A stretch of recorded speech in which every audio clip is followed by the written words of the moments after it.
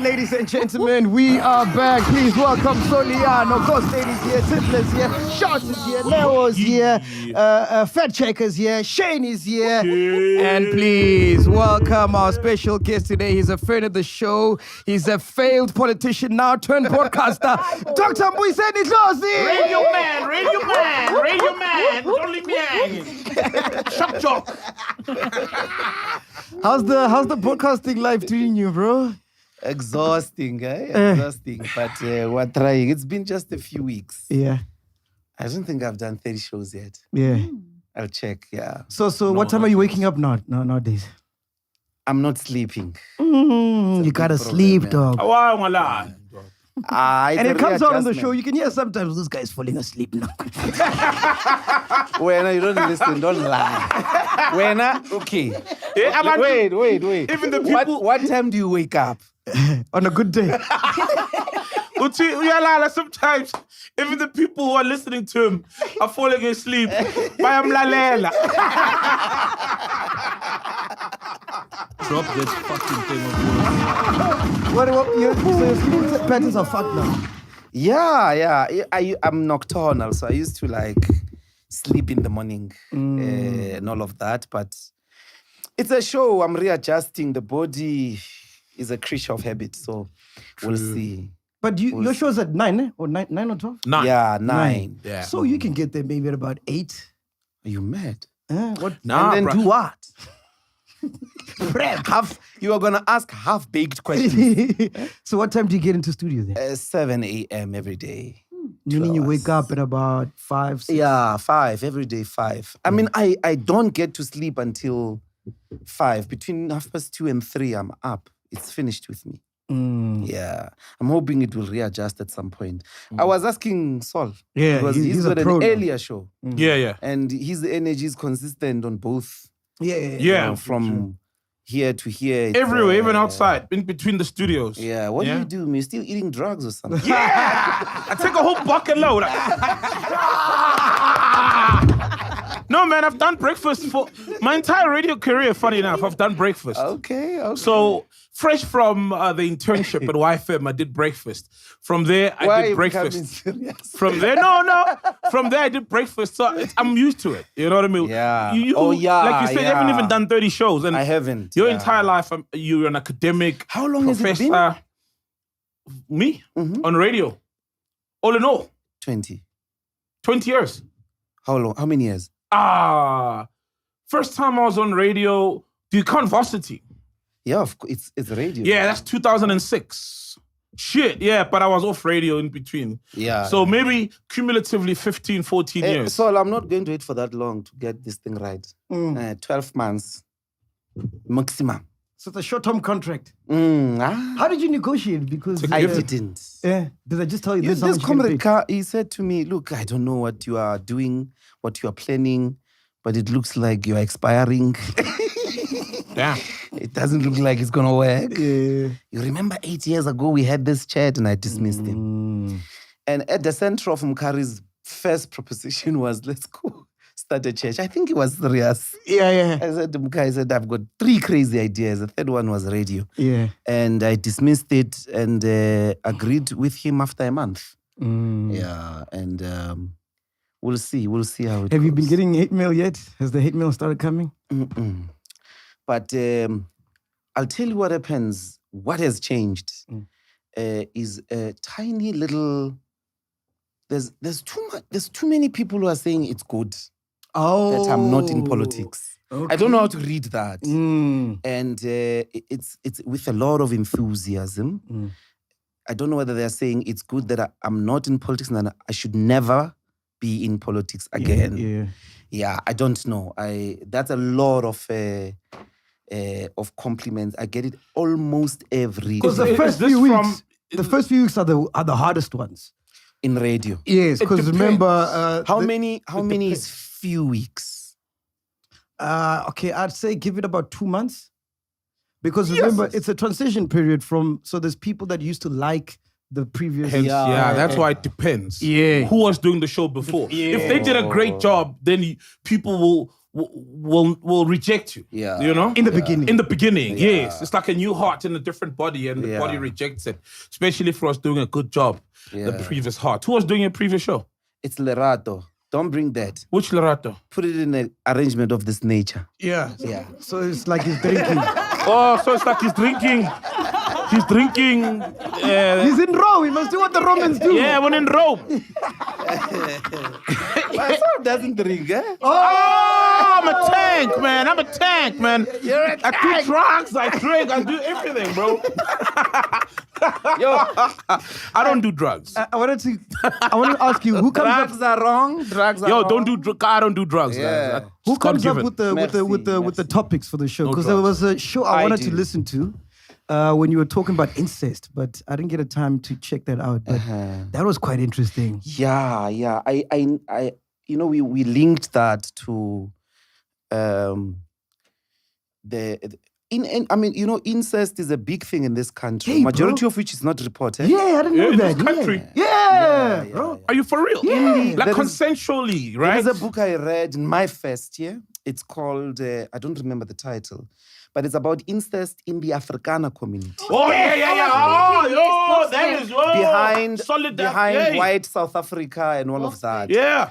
And it's a psychologist, so it's actual real cases with, I think, anonymous or different names, pseudonyms, but they are trying to paint a picture of the extent of incest. And many of us in the Black community have had cousins, uncles, and all of that. But these days, you would remember there is a guy about a month ago, or if not less, a white man who raped his infant child. Yeah, that And that killed. fucker, Yeah. saying she was making So it noise. says she was crying uncontrollably. And No wanted way. to teach her a lesson and shush her up Yeah. for good. Yeah, bro. Yeah. Some sicko. 5 months, baby. It's a 5 months or 5 weeks. And it's your own child. Yeah. Oh, fuck no. I think it was Crazy. about 7 months or 8 Five. months. somewhere Five. around Why did there. that That's make 5 months or headlines? weeks. Hey? It was on Why TV. didn't that make it? It was on It did. It was huge. It was on Huge. TV. Huge. There was all It over. was on TV. I was really interested because I've heard rumors, like, especially in the white community, like, it's very, very prevalent. So we thing. linked that with the problem of pregnancy, because teenage pregnancy in particular, to try and one of the things that came out in that show is that majority of the teenage pregnancies are actually not sugar daddies. It's actually peers, more or less. Like Yes. 18-year-old with a Abantwana besikolo, yeah. 16-year-old. But majority is the 21, 22-year-olds sleeping with 15, 16-year-olds. Somewhere there, yeah. Oh yeah. But you know, the link therefore is ezinye zezisu is actually incest. Actually, it's not safe. Like, even if you are, they say our brains are not fully developed until in the late 20s. Yeah. 25, 26. Yeah, like Mine, I'm still they're waiting. just- I'm still waiting. I mean, the introduction of alcohol Intango. at an early age affects brain, Intango. nsango, Yeah. all types of smoking material. And if you do sex before, so we treat it immediately as a taboo. Like, most of us don't talk openly with our parents. So you do it under conditions of peer pressure. Fed checker, you had your hand up. What did you want to say? I wanted to correct the statement. The daughter was actually 8 days old. And the father was 37 years. His name was Hugo Ferreira. 8 days. Hugo Ferreira. Not 8 months, 8 days, yeah. Says no man. Yeah, man, So that when is you did that show with the evil. Afrikaner and the incest being big there, what was that all about? Like, what's the reasoning behind it? Is there an ideology, a thinking behind it? I don't know. I think it's do you know, historically in psychoanalysis, Freud traces the origins of moral law to the prohibition of incest. So incest is actually, in many royal families, they do that to keep what they believe is the royal blood, fortune, which is obviously now, I mean, why are they still doing it now? Because there's nothing royal in the blood anymore. anymore. Yeah, I mean, yeah. you ought to know that there's no scientific basis for that idiocy. But there's a lot of Love because of idiots. There isn't. But yeah, I mean, it's there. It's not spoken about. It's too embarrassing. It's too humiliating. But guess what? I mean, one day on the show, there's a caller that literally collapsed me one day. She's like, on the Cwecwe question, she speaks about Cwecwe and then she speaks about Omotoso. And she says, look at the case of Omotoso. I'm happy I didn't report my rapist. I mean, that is what we have come to. And now I'm happy because I would have, what if my rapist would have been like Omotoso? Then I would have been left as the face of rape. Yes. Because that woman went through rigorous court interrogation as a witness. Trauma. And all of that. So, but all these things, you know, in many ways or one are related but that's what rape does. That's why people avoid it. Because it is a mechanism, it's a technology of humiliation. Yeah. In a context of incest, you can just imagine, who raped you? My father. So with a case like Omotoso, how did the courts get away with it, man? Because we can all see it. Like, obviously, there was some envelopes and it's shady, man. Konusha man. Like, it doesn't make sense, you know what I mean? How do the courts blatantly just get away with it? I don't know. There are two things here. The NPA's own weakness. I think we've got to do a lot of investment into that institution to prosecute crimes. But also the judge, my man, if the NPA that's a criminal case. If the NPA was not asking correct questions, the judge should have posed the correct questions.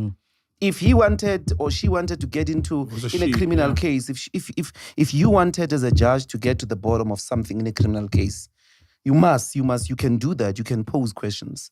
And in this case, I think she can't just say the NPA didn't, pursue this or that line of questioning. I hope they appeal. And I hope they keep him in the country so that he doesn't skip. Otherwise, it'll take 5 years or more looking for him like the other guy in Malawi. Bushiri. Oh, yeah. Hey, what was going on with you and him? The mighty one. What happened? I just saw him reaction. I just saw him reacting. I saw it was in the prep here. Let me find it. It was actually the first story. What did it say? Oh, here we go. It says, Dr. Mbuyiseni Ndlozi and Prophet Shepherd Bushiri having a go at each other after Ndlozi questioned Bushiri's source of wealth while delivering a lecture at the University of Malawi. You should play the clip for our people because I never said Bushiri ever. That it's coming out of my mouth for the first time. Okay. I never said that. But of course, I mean, I think that if there is any honor and integrity to Bushiri's calling, the number one rule of a spiritual calling is the truth. Yeah. And you shouldn't be scared if you know the truth, if the truth is on your side. Do come and answer those questions around your financial activities in South Africa.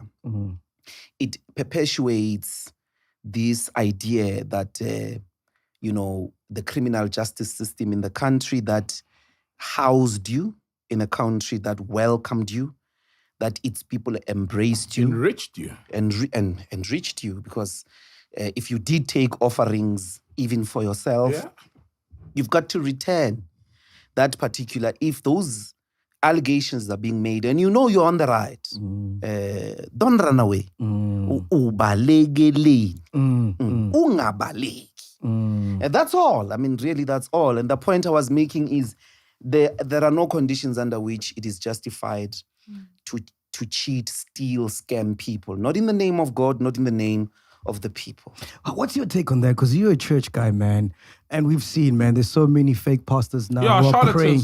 All over. Praying Scammers. on the poor who just want hope, you know what Literally I mean? A better life. figuratively. Yeah. Praying on Well, them. there's scammers everywhere, man. Like, there's Instagram scammers as well. There's Yeah. scammers, there's influencers, like, Yeah. who influence and don't galore.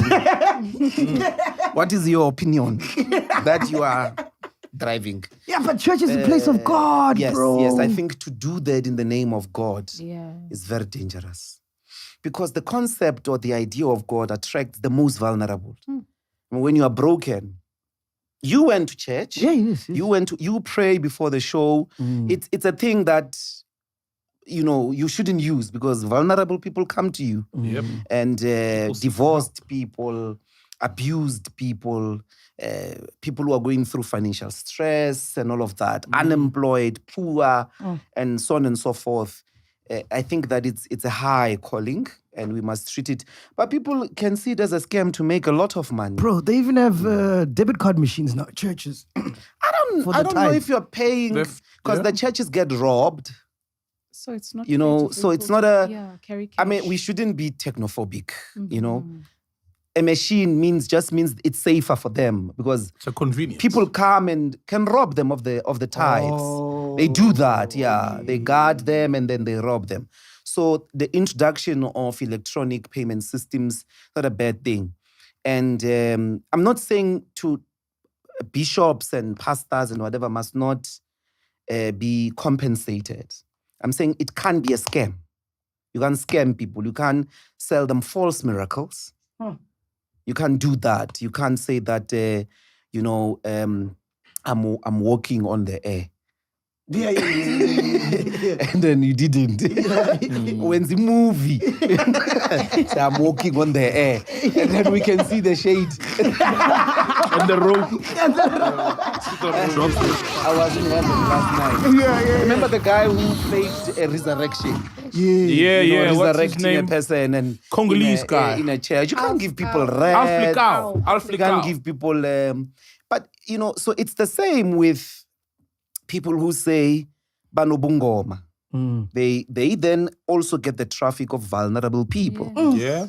And they've got in their disposal the capacity to manipulate herbs to cause damages to people. You can't. When a person says, give me poison. You are complicit in crime. You should be arrested. You can't do witchcraft. Witchcraft is wrong, period. Even amongst the practice itself of traditional healing, ubungoma and all of that, witchcraft is prohibited because witchcraft is the work of hatred. Where does it come from, bro? Like the history of Bungoma, do you know? Like if you... History. It depends which part of the world you are in. But it's I mean, in for as African. much as... No, it's not unique to Africa. For real? Japanese have ancestral worship. Yeah. The Europeans, it's everywhere. Indians. It's everywhere. In majority of it's everywhere, indigenous, bro. historical, the Native Americans do ancestral worship or, the ancestor is important as a medium of divinity, yeah. Most cultures in the world, most cultures in the world use herbs. There's very little that is unique about that terrain. It could maybe language, maybe certain traditions in it, but as a regime of spirituality, it's not unique to Africa. Bro, there was a friend of mine, he once told me... So as a African spirituality, you don't ancestral worship, but that's not unique. It's not.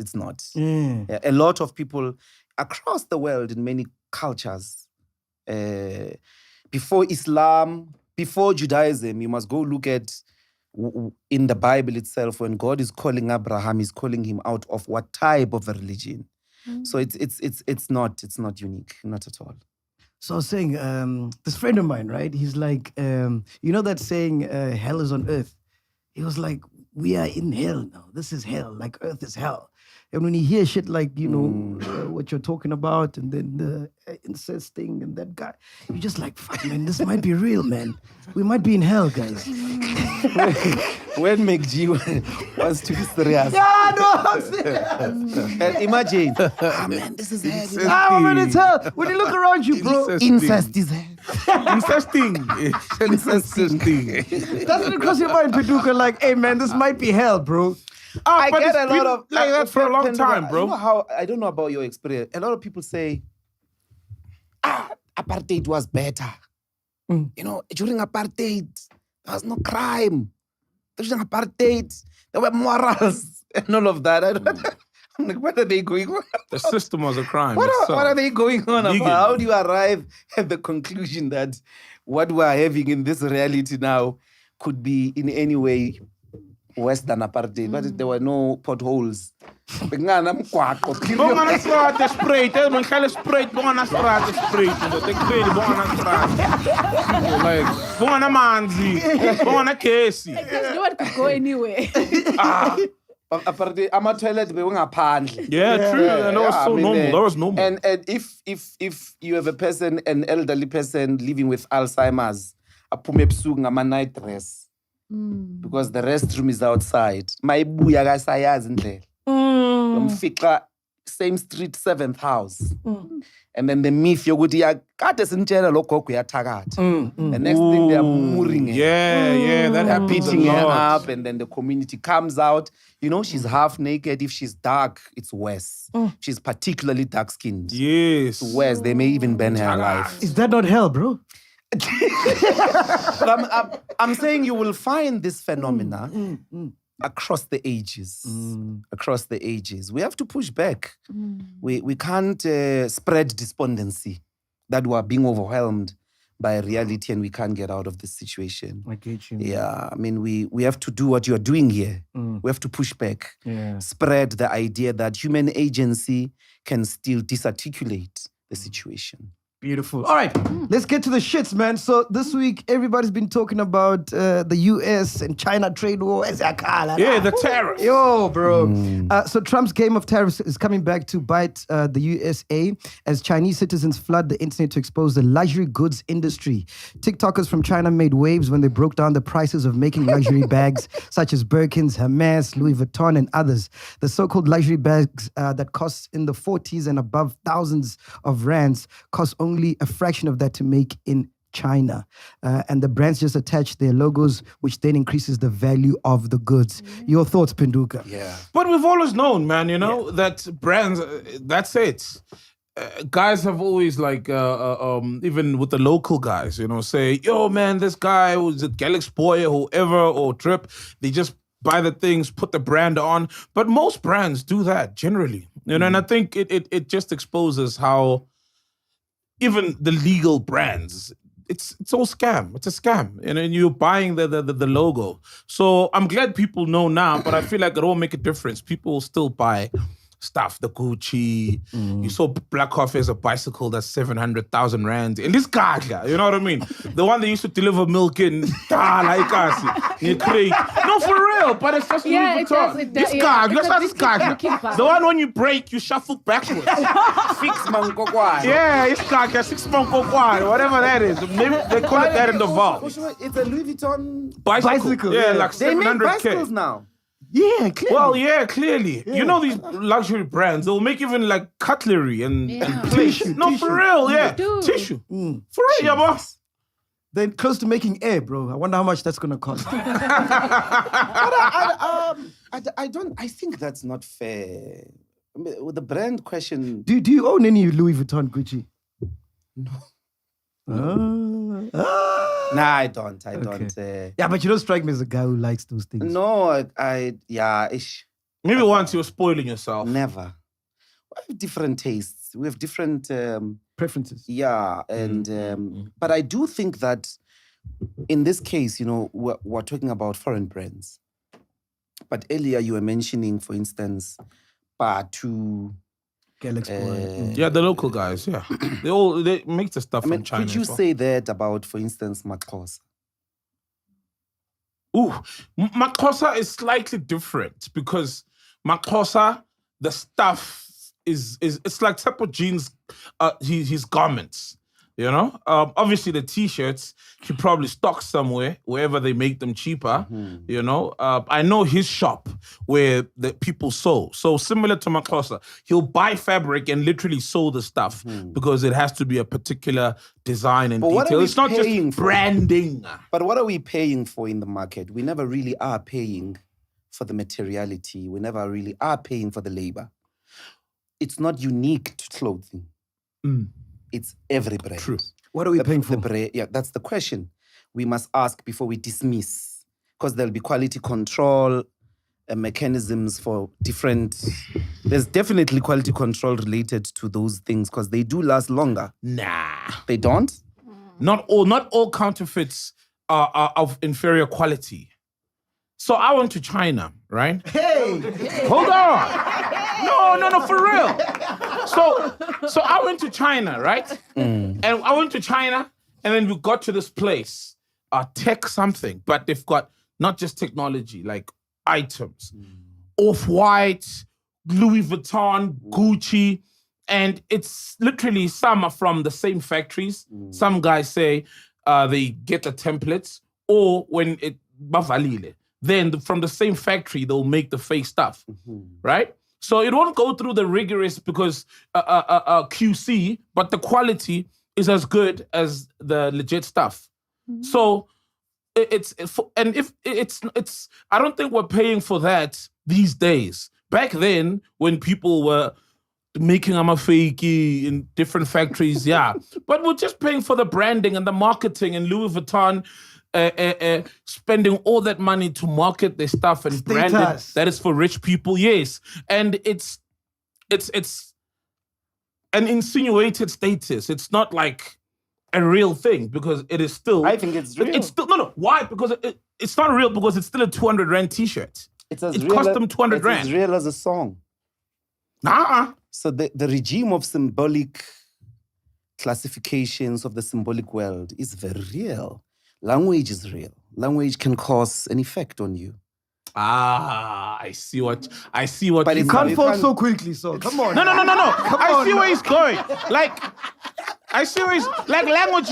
No, language is made up. Language is in our heads. You know what I mean? Like, Yes. it's like when a dog barks, we assume it's gibberish, right? We don't know whether they can hear one another. So, But as if- gibberish if- as the brand is, What is that dog, that dangerous dog that eats people?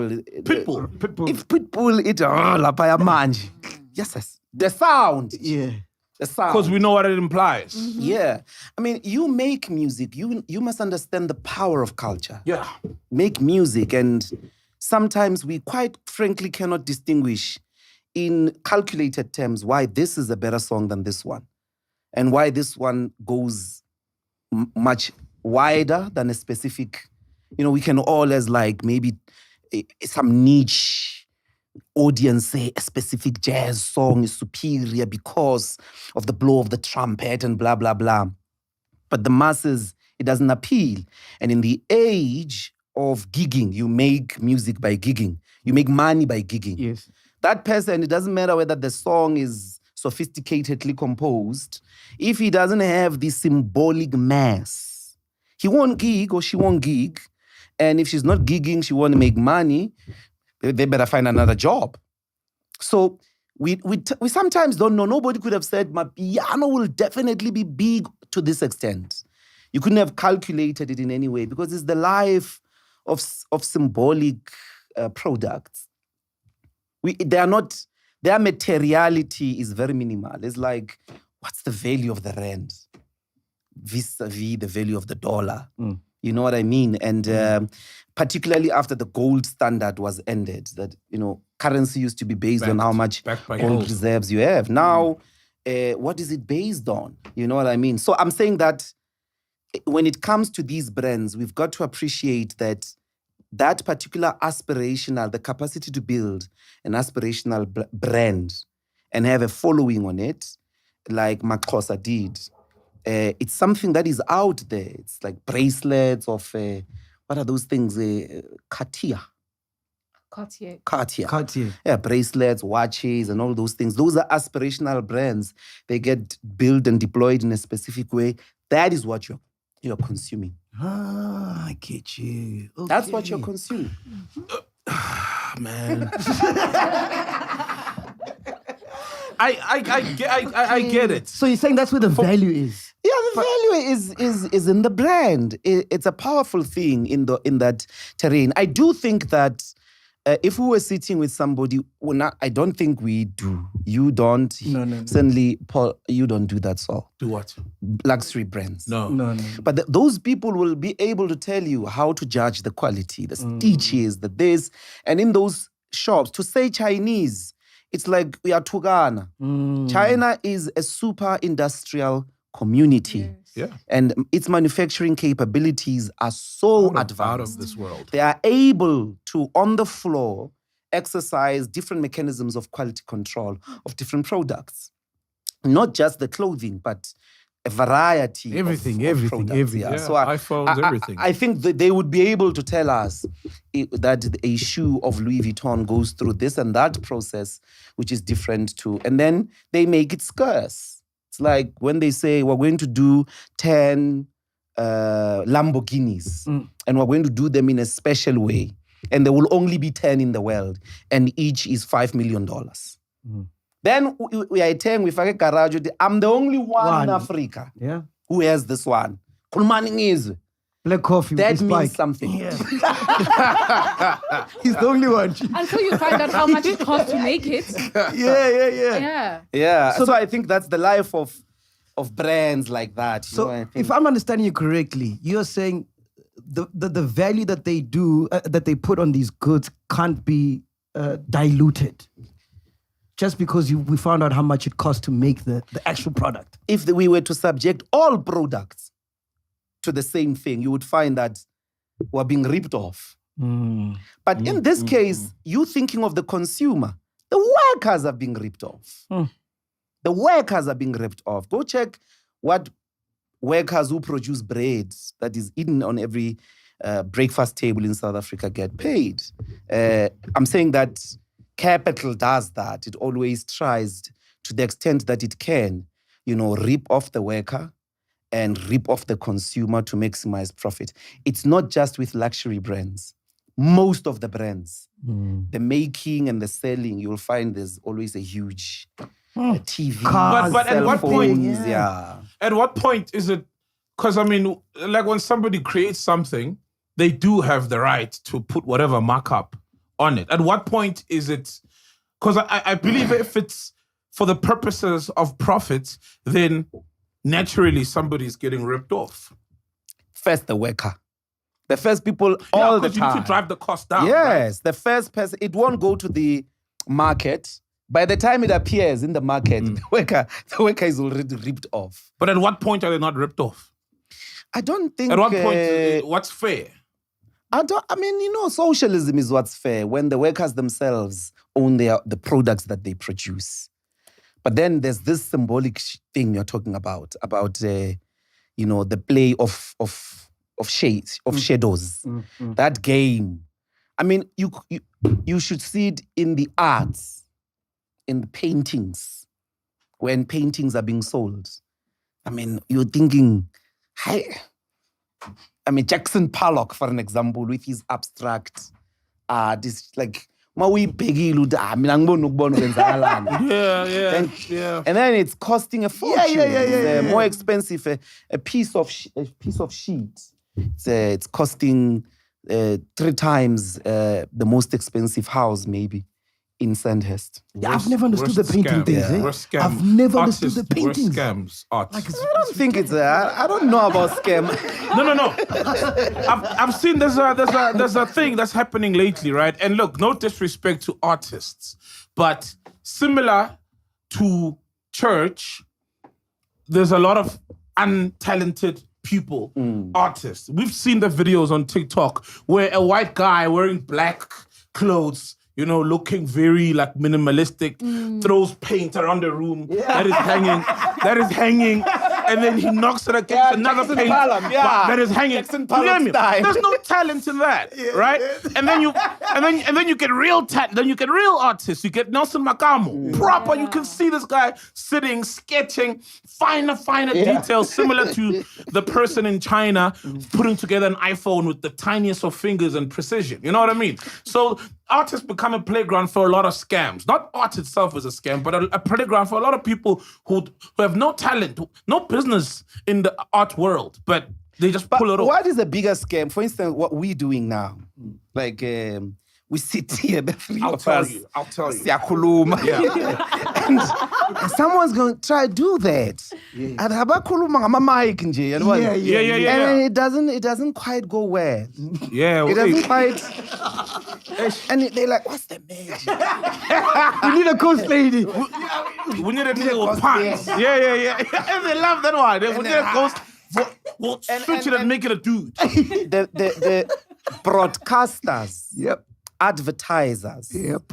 You want to understand the art of of symbolic constitution. You are the first guys to have to break that down. I mean, why? How does this work?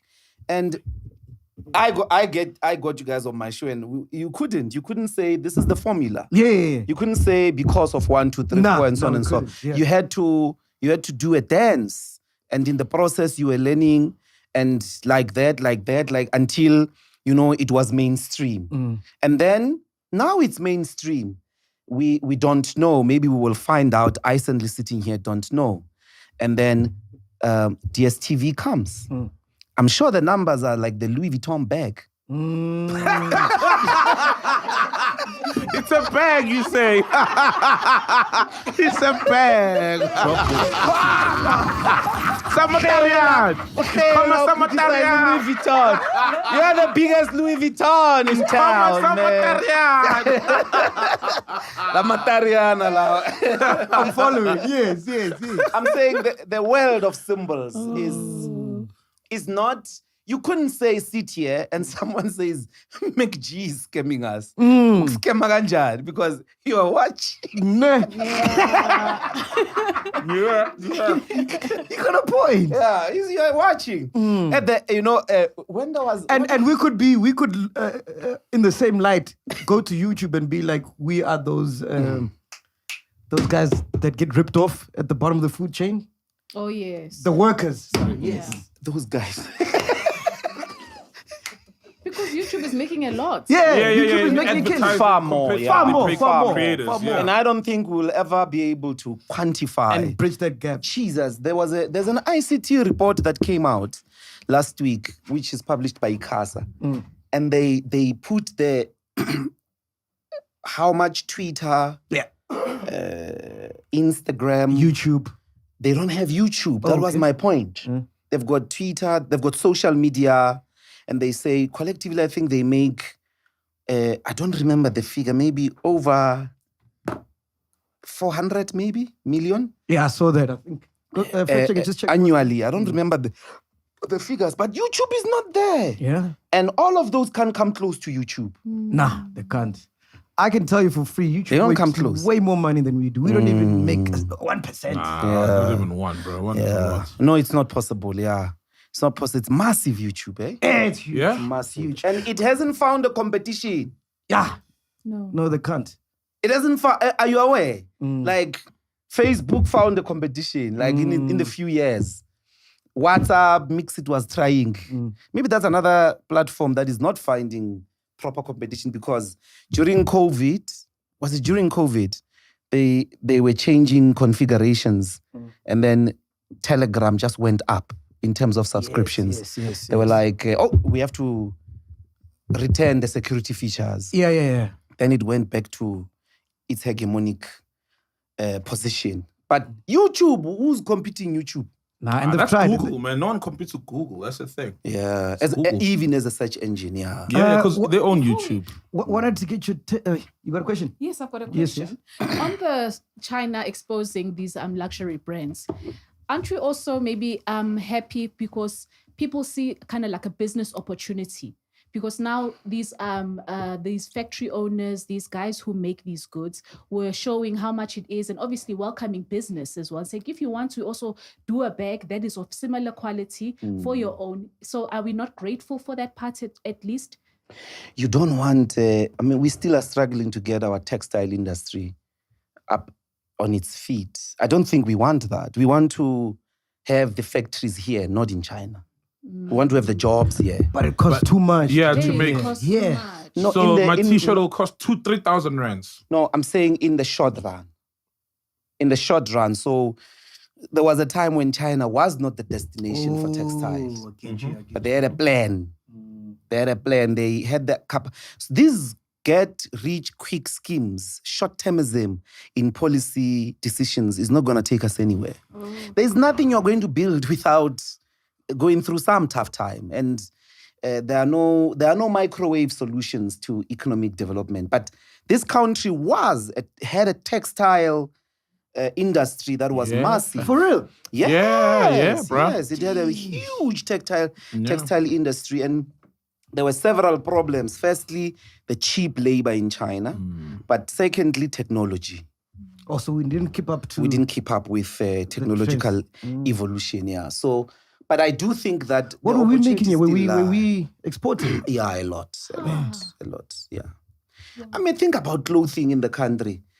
From the sheets of the hospital, of the prison, the uniforms of police, Blankets. like that's textile, man. Yeah. You know, and if you meet the Minister of Health today, say, how many of the sheets are produced in South Africa? The procurement, that's how you're going to get it up. You use the capacity of the state to buy.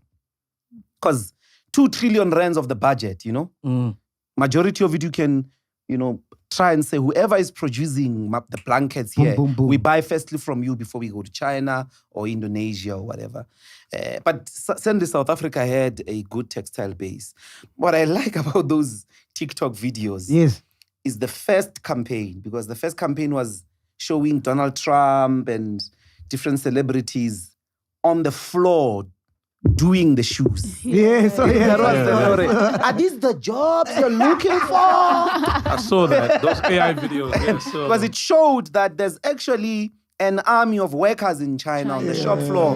The reason Americans are not doing that is because even if those factories were to go to the US, it will probably be Hispanic people who work in them. Yes. Not the white. No, I mean, what's it called? LVMH. They do Louis Vuitton and stuff. They've got a factory in Texas, but they can't use 90% of the goods coming out of there because they don't fit the quality they desire.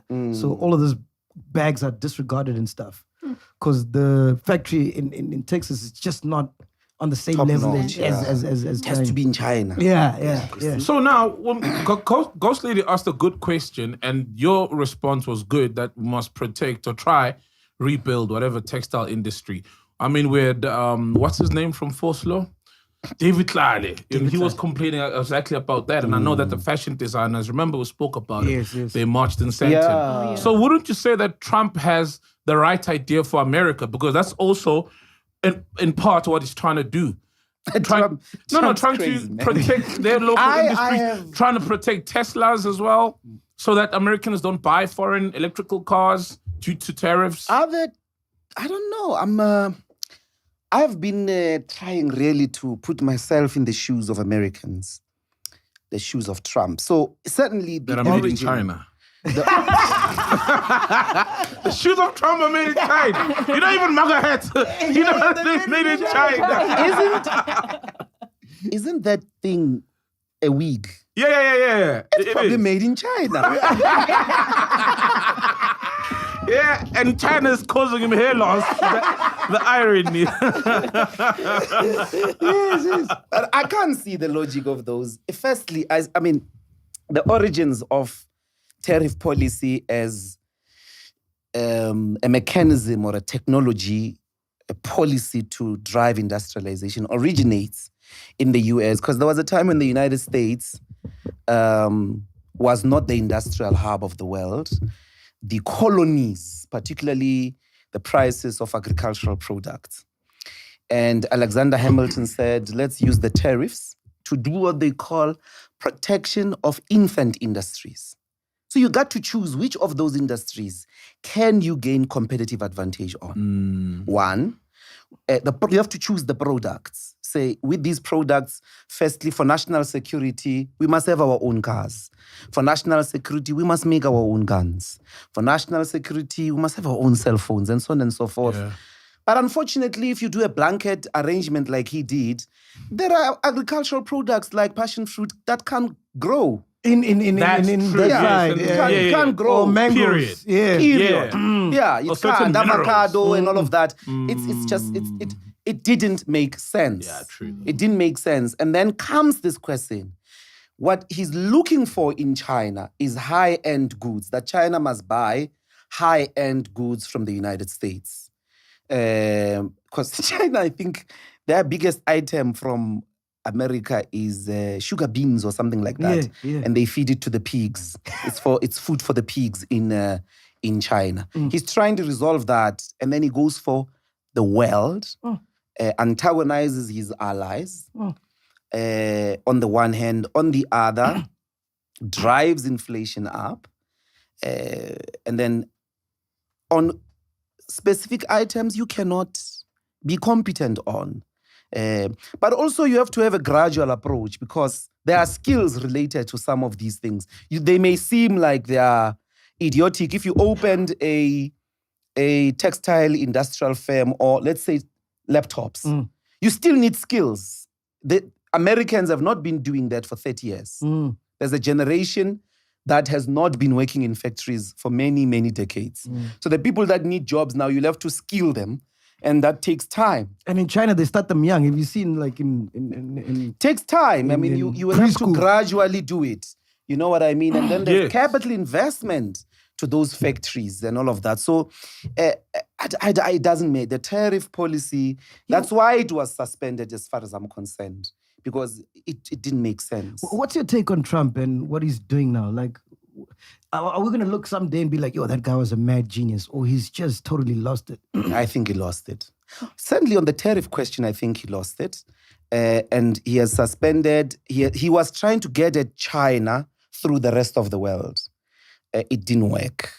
I don't see those Explain crazy... that. What do you mean, get a China? He's trying to confront China. We collateral damage. Yeah, everybody's collateral damage. Lesotho, for an example, why they got over 50% duty on their product is because during the first term of Trump, Yes.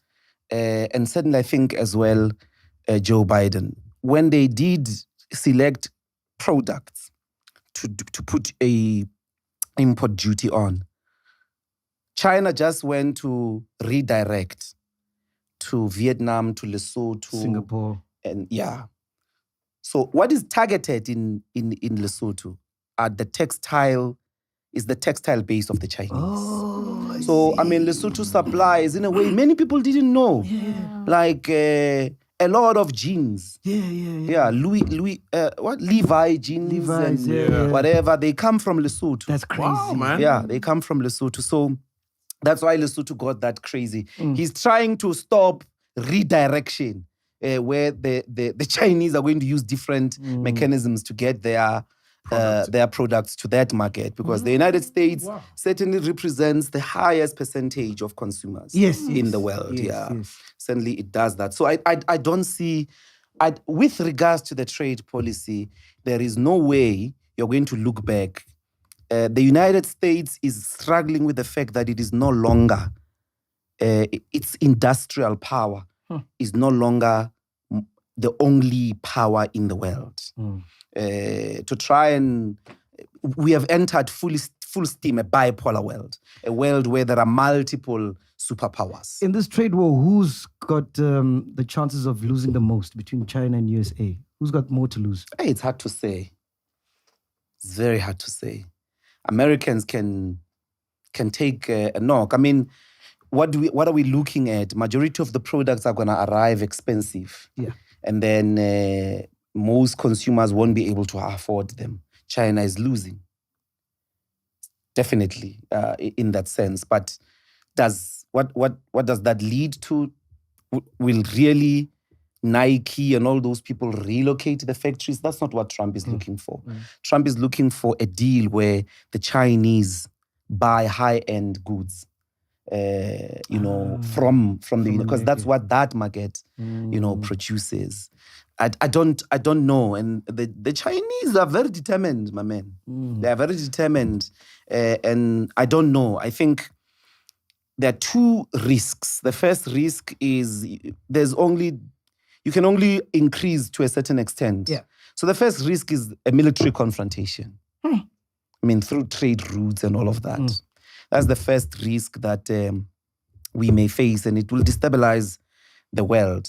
The second risk is the total collapse of dispute resolution international forums like WTO, where they are totally discredited. Where will you go if you are the European Union, if you're South Africa, to go and have some framework of an international, negotiation of treaties and all of that? And these were all institutions propped up by the United States. is flatele manje and is defying them. So the breakdown of international or multilateral institutions takes us to a very uncertain global future. I don't think it's desirable for anyone. And how does this affect South Africa? Because already the US is attacking us, man, with all this stuff they've been doing. Yeah, you saw what happened with our Trump imposing 31%, I think. Yeah. But he exempted minerals, platinum group metals. Because South Africa supplies about 38% of the platinum group metals, 38% of US's. For real? Yes. Because, I mean, we are the platinum capital of the world. Us and Zimbabwe. We're carbs. So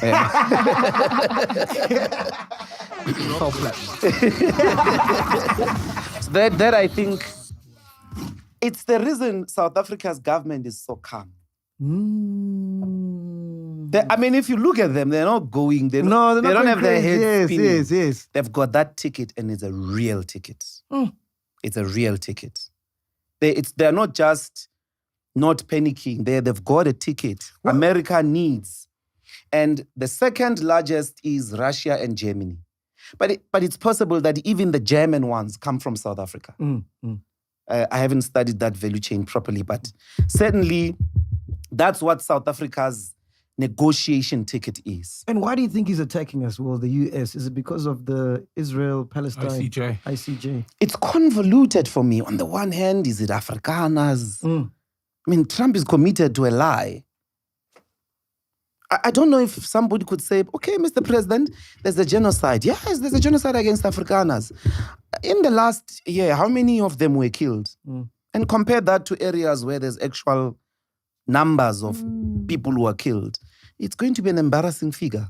It's going to be definitely an embarrassing figure because of the figures in South Africa of murder. The highest is black men. It's black. Actually, it's much higher. Black men killing black men. There is no ethnic targeting in relation to murder numbers. So on the one hand, there's that. I certainly think, coincidentally, Elon Musk was very cool with us, if you remember. Was cool with Ramaphosa. They were calling each other and all of that. And at some point, the Starlink deal. Dango. You know, he's like, no, I'm not going to give BEE people anything. That's racism. That's the first, I think, link with the AfriForum campaign. Because those PayPal people are former South Africans or they are South Africans, depending on how you put it. So they've got a huge audience with President Trump. I think they put a lot of money into his campaign. And a lot of influence as well. Yeah, they seem to have, certainly the South Africa relations, I can't put it down to anything else except that PayPal mafia. Makes sense, man. Speaking about Starlink, Lesotho has granted a license to take billionaire Elon Musk's Starlink satellite internet service. Hours after denying it was fast-tracking the process as part of the US tariff concessions. The small African kingdom was hit with month-to-month tariffs of 50% on goods exported to the United States, the highest for any single nation on President Donald Trump's now paused tariffs list. The levies were reduced to last week to 10% for a 90-day reprieve. The Lesotho Communications Authority and Starlink, owned by Trump's close advisor Musk, made its application in April 2024 and will be issued with a license valid for 10 years. So that means if you're in Bloom, you can just go across the mountain and then You get Starlink. You don't have to cross. You'll be able to connect maybe 60 k's radius around the border. You take on that, Paduka. No, it feels like they capitulated, you know?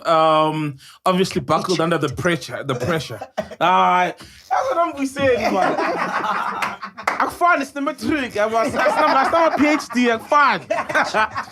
But yeah, it feels like they just buckled. Did you hear Maruna say pussy luminous? No. I saw that. I saw you tweeted it. You pussy up there. What is that word again? Yeah. Pussy what? What's this guy going on about? Yeah, man. I didn't hear that, bro. Yeah. But I think it makes sense now that Museni shed light. The fact that, and you know, bro, when you go to Lesotho, the Chinese pretty much run the show. Yeah. You know, if you can't get in it, I remember we couldn't get like alcohol because all places were closed, and a Chinese guy, you know. made Yes, it I happen. remember. Oh, you were there, Yeah, I yeah. was And with you, So yeah. Chinese run. There was so much influence, and obviously, if Trump, you know, punishes Lesotho with tariffs, then jobs get lost within Lesotho. Then China will try to redirect through a different country, you know, getting their stuff in America. So they've got so much to lose, you know. They caught in the middle, but it feels like they're hoping. It's like us now. Going to the ICJ and dropping the case against Israel because we hope to please Trump, or bringing Starlink in because we hope to please Elon. If you make Elon happy, Trump is happy. So I think that's their play. I don't know though, because he just highlighted that it's not even about Starlink, you know, it's about China's presence in Lesotho. All right. Also, Kenny Kunene calls EFF leader Julius Malema a toothless toy soldier. This comes after Malema criticized US president on his utterances against South Africa, the tariffs, and his attendance of the G20 summit to be held in SA. Your thoughts on that, man? What do you think, Doctor? Dr. Saul. Dokotela. Ay, dokotela. Tanzozi. Is there politics? The previous question was political. Can we exchange? I can break down. There's nothing of money, of significant money that Elon is going to make in Lesotho with that deal. Yeah, nothing at all. Zero. Zero. I mean, half of that population lives here. Yeah. You know, like, I mean, it's just it won't work. I mean, I don't know about Kenny and the duty of a revolutionary is always to agitate. And I think that we must not retreat and demonize people who sing to Blipon. No. We sing this theme every day when we sing the national anthem. We must not bow, and I don't think, certainly, if you want to do proper international relations, you can make the same message that Kenny wants to, you know, throw without demonizing Dublipun. On that, we must all take Julius's side because that's our heritage, and the song is important even the day we have the land. There is no relationship between singing that song, even during the struggle, and a hatred, racial hatred against white people. I've never met blacks who hate whites. I've never. I don't know. I mean, all our ancestors didn't teach us hatred. Mama Winnie, even Peter Mokaba, who liked to chant Dublipunu, they never spread hate. Oh, you're so right, because when I was at Prime Media, we had a meeting with John Robbie. You know John Robbie used to do 702. And he said something, I'm like, till this day, I didn't understand it. He was like, black people are incapable of being racist. I'm like, what does he mean by that? You know, when you ask that, it's the same thing, right? No. Oh. No. Yeah, it sounded like, whoa, wait, it sounded like the same You would thing. have to say It sounded like the same thing. racist against whites. Yeah. Yes. You have That's to what, complete it that way. that's what he means. Yeah. The racist Yeah, he's talking about is that. And I was like, it made me feel some type of way. I'm like, what are you saying? It sort of is right, man. Yeah, because, you know, the fear of dogs, the mere fear of heights, or the fear of spiders, fear of blacks, fear of whites, and so on and so forth. But racism is a certain structural capability of exclusion. The capacity to exclude you from admissions. I wouldn't really quite matter what my neighbor thinks of me. It wouldn't matter until it closes the road for me to go to school. White supremacy is a structural power. Is that when you are hated by whites, you will have a sitting president of the most powerful, most industrial, most scientific country in the world. That's the country in which Albert Einstein, ended up, the father of relativity. That's the country in which some of the brilliant minds in the world, some of the brilliant discoveries were made, Thomas Edison and all those people. That's America. And that country can have a president who believes in non-existing phenomena. He can believe that there is a genocide against white people. Only white supremacy can win, can convince Donald Trump of a lie of that magnitude. It's the privilege that comes with white supremacy. And I think that's maybe what John Robbie was trying to get to. But I'm saying that the struggle in South Africa never ever arrived at we must hate whites. Not Sobukwe, not Mandela, not Steve Biko, not Winnie Mandela, not Charlotte Maxeke. None of them taught that particular discourse. And the point is, you're trying to highlight that 31 years now since democracy. Yeah, since 1994. The reality is the black population and the African people remain outside of the economic ownership of South Africa. And that's not right. Access to the land, to jobs, to banks. And you know it's so what I funny mean? because that's what Trump wants to do for his own people. It's so funny, man. So I don't think, I think Kenny is misfiring on that one. Maybe he had too many sushis. I lost that long time ago. Yes, we haven't spoken about this because we're waiting for you to come so you can break it down for us. Okay. Which is the VAT increase, yeah? Oh, yeah, the The VAT. ANC is expected to abandon its push for value-added tax. Oh, is it? In the upcoming budget, following intense opposition from its coalition partners in the GNU and other political parties. The decision comes after a series of meetings between the ANC and various parties, including the DA, where it became clear that there would be little to no support for the VAT hike. Oh, shit. They're taking it back. They might. Wow. But ngicela amanzi. Oh, yeah. Yeah, Say less, ngoba say lolu less, say daba liyofuna amanzi. less. Say less. Can you get him some water there, please? please? I mean, what's the question though? And if you will, I'd like Saul to start on this. Okay. Saul has very great insight. Yeah, unless he's talking about you. No. Hey, so we said we were gonna wait for you, man. You know. That's a soulful water. No, you can pour them in there. There's glass there, there's ice there. Everything for the doctor, Why man. does it have a label? Amanzi olwandle. It's from the sea.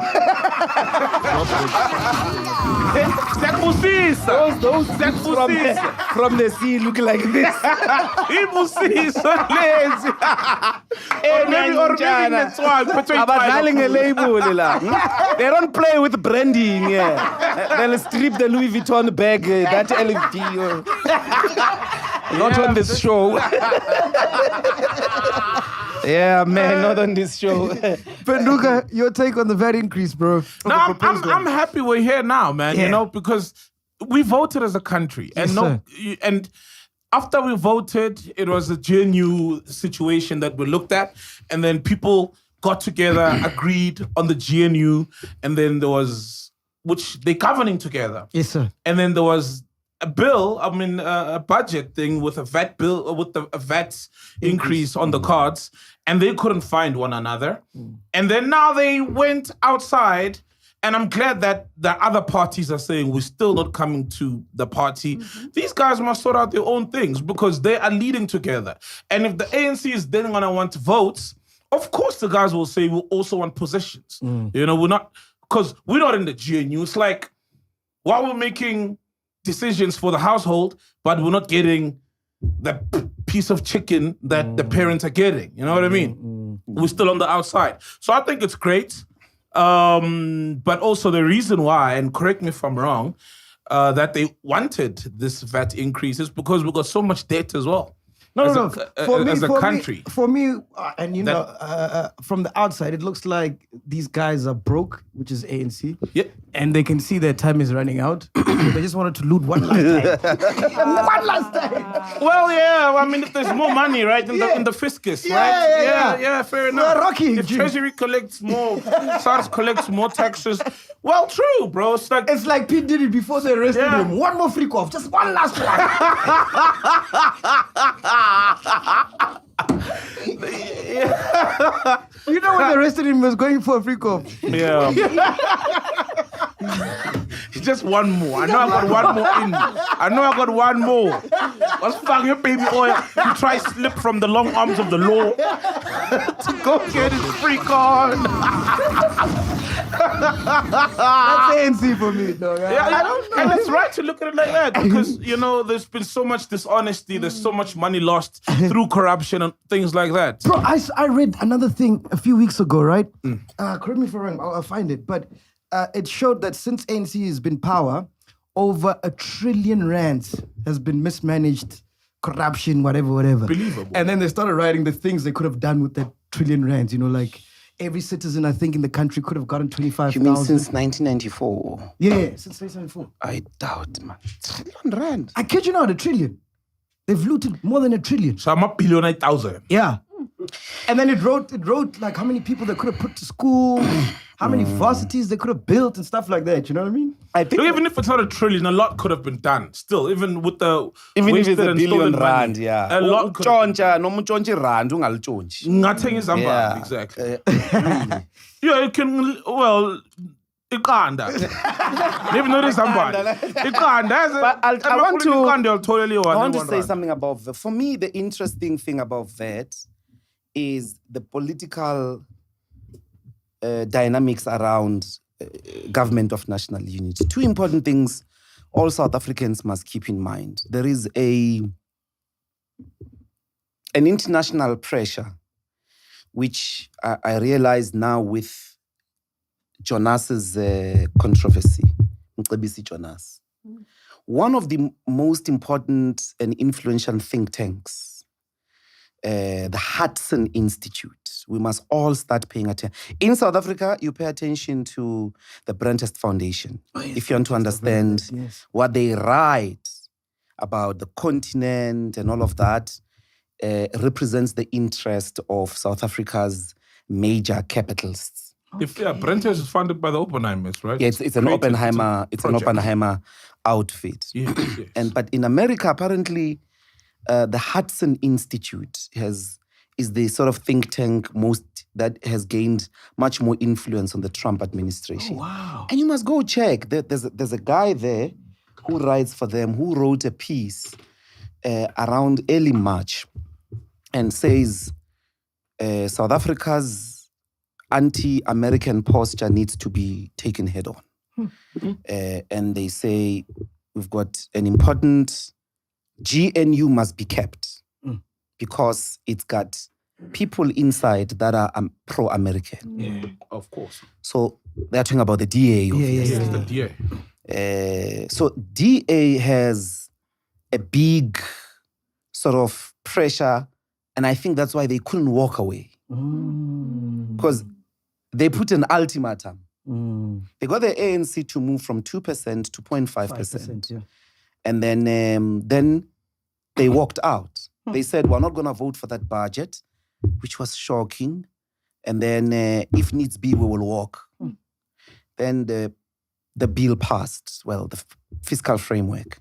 Then they didn't walk. Then they started saying, business letters and so on and so forth. But in the US, there are people who say GNU must not break. They are triangulating it in the changing trade routes in the world because the Cape of Good Hope is about to become strategic with the instability on the Suez Canal. Yeah. Very important for us to pay attention to American interests, and they may consistently sabotage whatever, ambassador that they will go dig until the ambassador that President Ramaphosa sends or a special envoy is somebody embedded with their interests. That's the first thing. And certainly with the VAT, that's what's interesting for me. Saul has covered the sort of consumer importance of the danger of a VAT increase. But the behavior of the DA is what we need to study. We need to keep our tabs on. Because they say, look, business doesn't want us to walk away, number one. Number two, if we walk away, South Africa will be a failed state. The alarmism, the... Doomsday. So, yeah. So the interests that are articulating there is the attention on foreign. America needs South Africa to align completely with its interests against what it perceives as Chinese interests. And the last point I want to make then is when you sit down and think, what is DA foreign policy? What is DA foreign policy? Helen Zille gave a long talk in which she was very critical of Trump, characterized what is happening as a right-wing shift, because at the time Trump had just humiliated Zelensky, the president of the Ukraine, and was holds the like, cards. we don't want to fund that war anymore, and the whole liberal establishment caught feelings. And around that time, Helen Zille was outlining this is a right-wing government. Americans have produced the right-wing, the voices that used to be vocal, silence, and so on and so forth. We'll have to look at that, because where Trump is driving the world is towards a reactionary path, right-wing path, and so on and so forth. And yet, that administration wants the DA in the GNU. So I think Lebona, they are beginning to recalculate, and as that they can plug into that power and so on and so forth. I think we ought to be worried, because Action SA enters with a promise that they're going to get this VAT out. And everybody mocked them. DA ran a huge campaign to mock them. Now the papers are telling us actually the VAT may be withdrawn. Which means Uncle Herm, umalume wenu, and maybe the Deputy Minister of Finance, maybe. Uncle Herm. Uncle Herm properly maneuvered, worked within the system, and the ANC is looking genuinely, is looking at mechanisms to withdraw that 0.5%. And maybe they will. And after that, you're going to have the DA still there, because there won't be a 0.5. Then their justification would have been, no, we managed to negotiate it out, or thank God, the team of Herman Mashaba found alternative revenue mechanisms. But those people called the Democratic Alliance have Western pressure to stay. They've got Western pressure, possibly investments as well. Like they will give them all the money for campaigns and anything to stay in the GNU. What happens in those meetings when it's a standoff like this? Are tempers heated, or like, is it just... Yeah, it can. For real? Yeah, we can drop a meeting. I shouldn't. Does it get violent? Things I no longer have the rights to speak about. But certainly, some delegations can say we're not comfortable with the presence, for instance, of Helen Zille. We are willing to talk to you, but don't bring Helen. Hey, why? Helen has Tuga. So it's going to be difficult. And it's like, nah, Rasul must go, bring someone else. We can talk, but Rasul must go. So you can have personalities that will not be able to sit across the table and discuss the state of the country. So I think that certainly over the weekend must have. Bro, so what's MK doing at the moment, man? Because they won elections, got their seats, and they haven't done anything much since. What did they win? What did they win?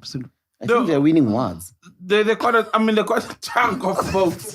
They got the most votes in KZN, but obviously they got locked out, through partnerships, the DA and the ANC doing their thing, you know what I mean? Everybody coming together. Lectures on JZ or something. Yeah, because they hurt the ANC. They're the reason, the ANC got hurt at the and now they voting need stations. They need to say, who's this guy that got the ANC at 40%, man? Yeah. JZ. Yeah. G20, what happens at the G20? Well, world leaders... You've been to one, eh? Uban. You? No. I've never been in government. Oh, yes. I was always in parliament. Trying to understand this and that. The opposition benches. Hey, when I got there to Malawi, my man, those people were calling me point In a drop, I mean, about 3,000 people. Damn. For it. Oh my God. It was so goosebumps, my man. Oh, man. And they do, and some of them are half, like, they get the shirts off, you understand? Cheers. That thing of parliament, my man, it's everywhere. Next time you come on the show, that's what we're going to do when you enter. Point of order. Point of Topless. Shining, I'm a baby oil.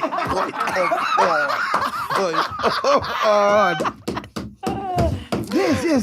So G20. What? Trump says he's not gonna come. Yes.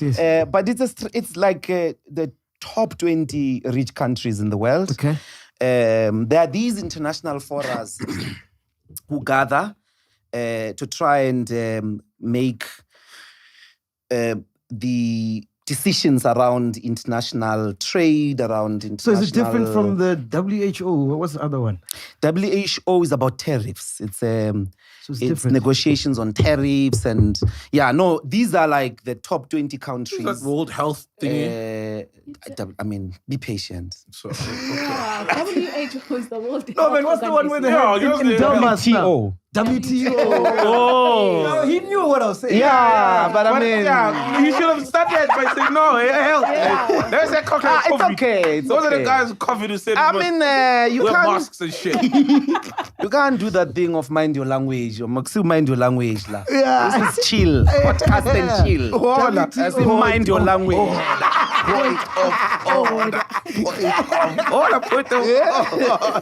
He wants to call a point of order on you, my man. So, those are different. It's two different things. No, these are top 20 top economies. Okay. They try to coordinate the world economy, make deals and all of that.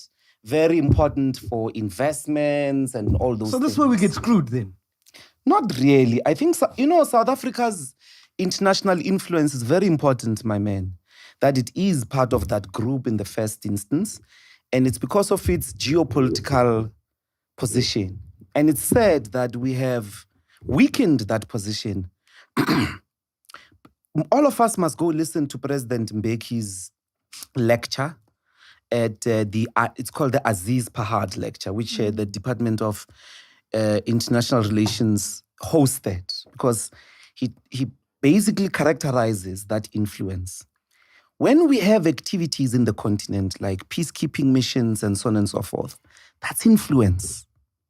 That's important that South Africa unites the continent. That's why South Africa is a target. It's not because of itself. It's because of its geostrategic position.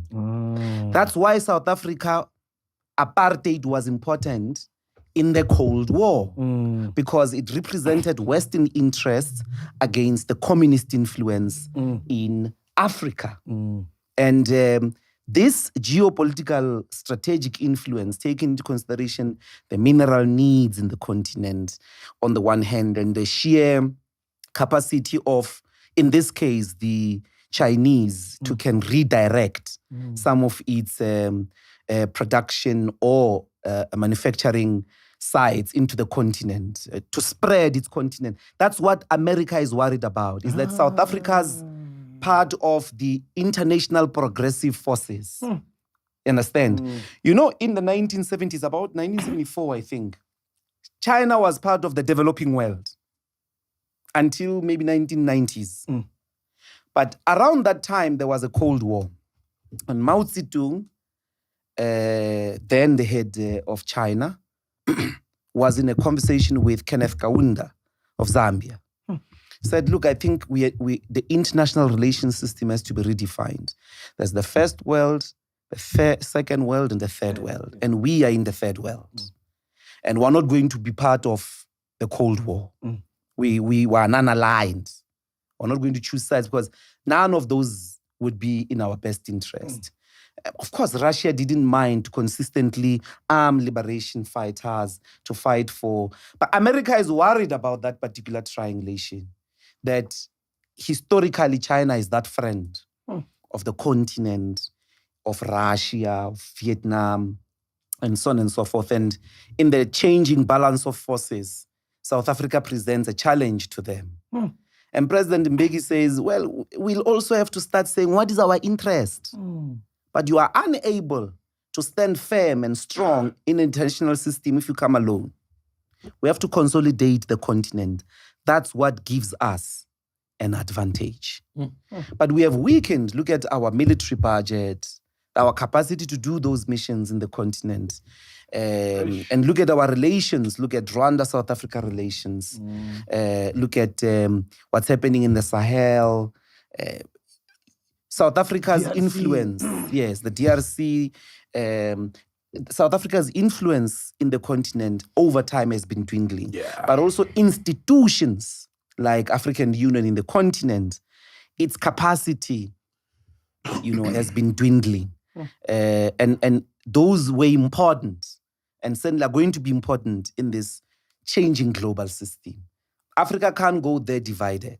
You can't have China, Lesotho say, no, come Starlink. You understand? If you don't go to South Africa, China will approve you. Yeah, And then have Zimbabwe say, you will zero rate your products, America. And so then that is already, we're slowly entering into a second round of the Berlin Conference. The Berlin Conference is that conference in which European nations came together and divided Africa amongst themselves. Yes. yeah. If we are not careful, that's what the West is going to do. That's what the superpowers are going to do. Others will go with China. Others will go with Russia. Others will go with the European Union. Others will go with America. And then there won't be an African interest. And yet all those people are able to say a Chinese interest, a European interest, an American interest. Tina Caesar as little forces trying to cut this or that deal, Then when you look at the map in the next 10 years, it will be East Africa belongs to China. Yeah. You understand? Central Africa and Southern Africa, America. And then North, maybe France. And so on and so forth. And maybe South Africa isolated there, non-aligned or whatever.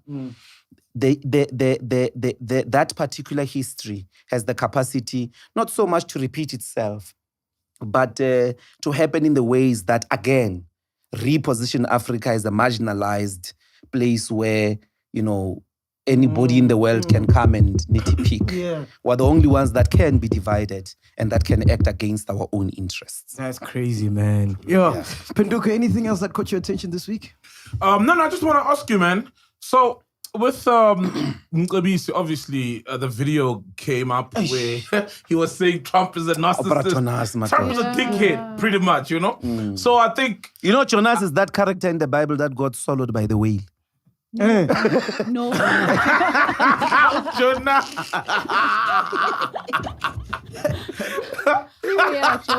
Jonah. Oh man, so It's Jonah. Jonah. Yes. But Jonah is not the same. Oh, Jonah. It's not the same. I think it's the same. I need to read the Bible more, man. Get Jonas. It's Jonah. Oh, you don't pronounce the S. No, it's Jonah. Who's Jonas? It's a different language I think of the same character. Yeah, if I know Matthew's Mateo. So it can't, you know what I mean? Like Jesus and Yeshua. Yeah, same, yeah, exactly. The fake lady will help us. Yeah. Yes. Make your point. Make your point. Yes, Yeah. it's true. Jonas is Jonah. Mateo. Maybe to the book of Genesis. I would know the book of Genesis. Of course, lady, I got Book of Tabla Genesis. Sunday school. It's the book of Genesis. She worked at a church, imagine. And she's a church person, as born again, church leader, Guinness Kwama. Okay, Ufundi New Testament pair. New Testament Oh, yes, only. yes. Born again. Said the key, you still keep the key. No, I don't go to church anymore. Oh, Lucy carried the debit card machine. Yes. Yes. I find that hard to believe. Thank you. I will not join this masculine. No, Jonas. Come, Jonas. We're the Jonas brothers. Yes, man. Yeah, so, and the DA, obviously, I think he'll probably unpack his bags because you've seen He's another weekend special. And he was in the finance ministry. Remember? Another weekend Jonas, the weekend special. Remember Desmond Royan, man? Keep his captain, somngqush, bekade ndihamba ngale nto. It sounds funny, so yeah. Yes. Yeah. So obviously, I mean, that is gonna fall flat. I don't see him lasting in the US. And earlier on, I mean, you did the DA. You said it's very American leaning. They wanted to put Tony Leon's name in the hat, right? What kind of person should we send?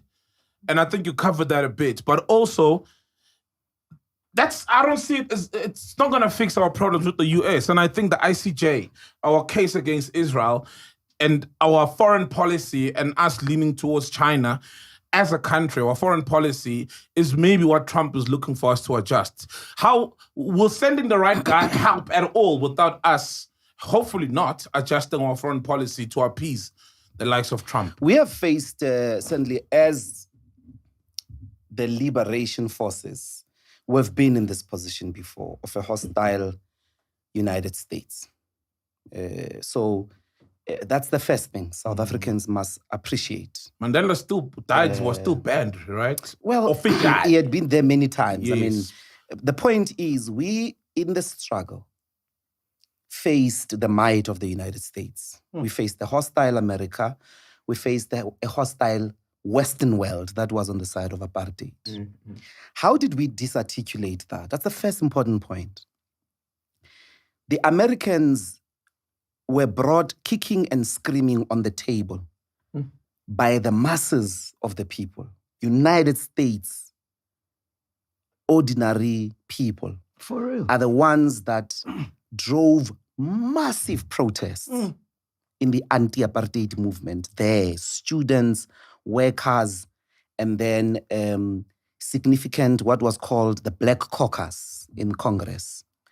Got Congress to pass an act which posed sanctions on South Africa in 1984. And then Ronald Reagan vetoed it. Said, as the president, I won't recognize it. Used his power, his constitutional power. They went back to Congress and got a 2/3 majority to overturn the veto power, not veto, veto of Ronald Reagan. So Ronald Reagan imposed sanctions on the apartheid regime engafuni because of the might. That's so. We must remember, America is a democracy. It's a democracy. There are so many voices in the US that don't agree with either a racist agenda that is brought by AfriForum, of being associated with the beneficiaries of apartheid, and we still have friends there. We still have a lot of friends there. That's the first thing. The second thing is South Africa is not on the side of China. South Africa is on the side of itself and of the continent. We must not, we must distill, and certainly in this case, there are friends in the world, but we don't need an enemy called United States. We don't need that. We must completely cut ties to say we're brave and all of that. No, Yeah, we tit must for tat. define an African interest and stand up for those interests. And it's very easy to break what those interests are based on our geopolitical position, like our world position. What is it that the United States wants in South Africa, in the continent? What does China want? Bangasfagi in there, because we have problems to solve, certainly. And there are many criticisms that can be put on Chinese relations with the continent. They are not relations that have allowed us to develop. And then, and I like the attitude on the South African government not to panic. There certainly can be individuals that can be sent there. When the WTO, even when AGOA was coming up, there were serious South Africans who are much more senior than Jonas that worked in those deals. The ambassadors to the United States during the first term of Nelson Mandela, the second of Thabo Mbeki, the first term of Thabo Mbeki and the second term. There are ministers that are progressive, that have worked in the trade unions, like Alec Ewing, who come from a progressive tradition, who understand the trade interests that need to be guarded in that special envoy. Sisulu, and there's a whole lot of names of senior, including diplomats, that are trained, well experienced, that can go there and do a diplomatic mission. A diplomatic mission is different to what Rasool was doing. Yeah, Rasool, true. it was like he's a Fees Must Fall activist speaking from the picket lines of Fees Must Fall. You're a diplomat, bro. And then says, no, those are my views. When you are there, you're not representing Your views yourself. don't matter. Your You are views don't representing matter. the head of state. Yeah. And you are on a diplomatic mission. Uthunyiwe. You understand? You don't act for yourself. No, those are my views. Me. I think what Rasool did must be marked out as delinquent behavior that is not expected of a diplomatic missionary like an ambassador. You don't do that. You do not break the capacity to have relations, you understand, with the head of state of the country to which you are sent. You must be the one that is saying the conversation is still open and all of that. And we can win, in my view, because there are so many low-hanging fruits. As I indicated, South Africa has this card on the table, which is the platinum group metals, which it's on the table. You are able to start there and redefine the relations, redefine the trade relations, and win an argument. If they go to the West, if the Americans go to the West again, there are so many balance of forces on the ground, in Congress, in Washington in general, in the churches, in sports, people who will be able to join our voice and say that they disagree with America's attitude and position on the ICJ case can't be withdrawn. The horses have bolted. And we must never apologize. What's happening in Gaza is the greatest assault on the international political system. I mean, Israel has ignored international law from its founding in 1948.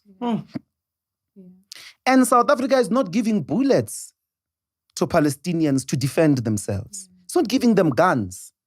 It's taking Israel to a court. That's like, stop the genocide. It's not transporting arms. It's not even giving money to say, okay, so nipi budget nambi niyo itengela. They should be. They should be. Anyone in the world who is facing what the Palestinians are facing would be justified to give them guns, to say, defend yourselves. But South Africa goes and says, in the name of international law, in the name of international human rights, we've got the responsibility as if we allow the Israelis to obliterate the Palestinians in Gaza, what makes you think you're not next? What makes you think you're not next? Because there is AfriForum convincing the most powerful military commander-in-chief in the world that there's a genocide here. Jeez, dangerous. What do you think they can do?